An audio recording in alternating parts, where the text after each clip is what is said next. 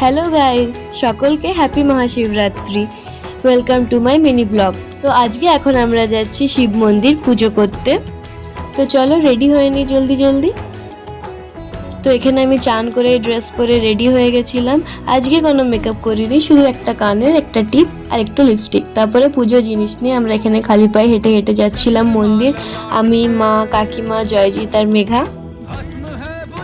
এই শিব মন্দিরের অপোজিটে আরেকটা ছোট মন্দির আছে, আর এই শিব মন্দিরটা একদম নদীর ধারে। এইবার এই শিব পুজোতে অনেক ভিড় হয়েছিল মন্দিরে। তারপরে অনেকক্ষণ ওয়েট করার পর আমরাও ফাইনালি ভিতরে ঢুকতে পারলাম এবং তারপরে পুজো করছিলাম আমরাও।